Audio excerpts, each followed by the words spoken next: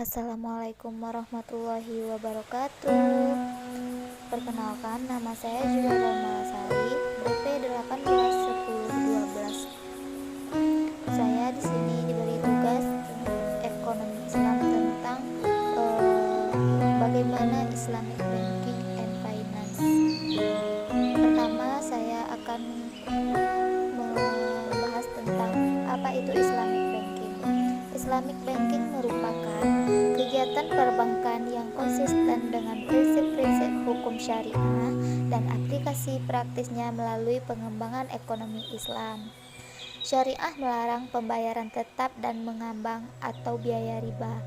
Islamic Banking Finance juga merupakan badan keuangan yang cepat dan masih sangat jarang personel yang menggunakan kualifikasi untuk memenuhi kebutuhan industri keuangan ini. Selanjutnya, bagaimana karakteristik Islamic Banking tersebut?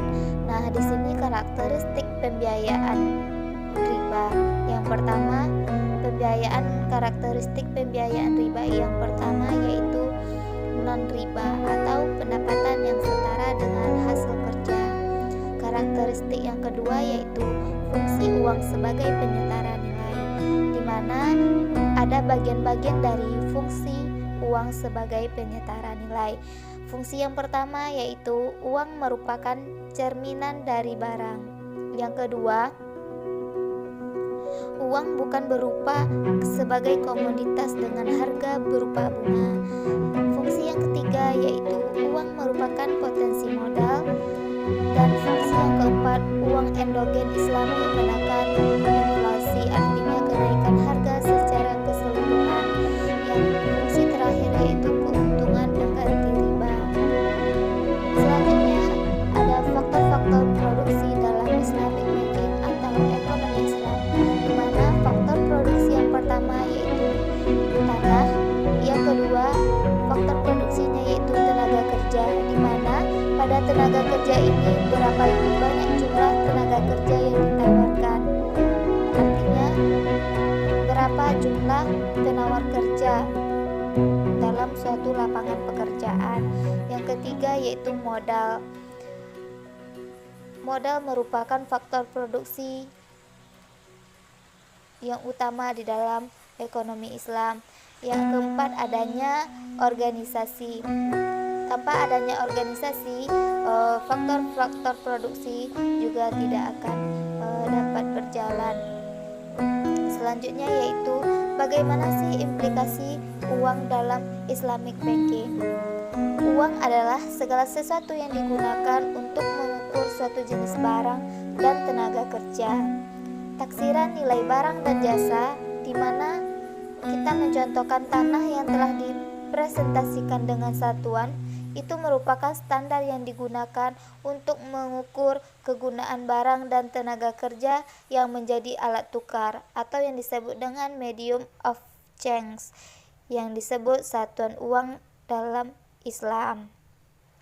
Selanjutnya, prinsip yang ada di dalam Islamic Banking.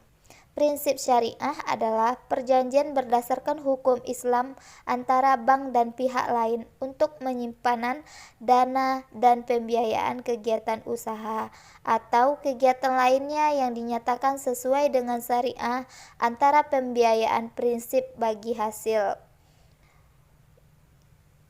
Prinsip bagi hasil itu disebut dengan mudharabah dan pembiayaan berdasarkan penyertaan modal disebut dengan musyarakah, dan pembiayaan berdasarkan keuntungan disebut dengan murabahah, dan pembiayaan berdasarkan prinsip sewa disebut dengan ijarah.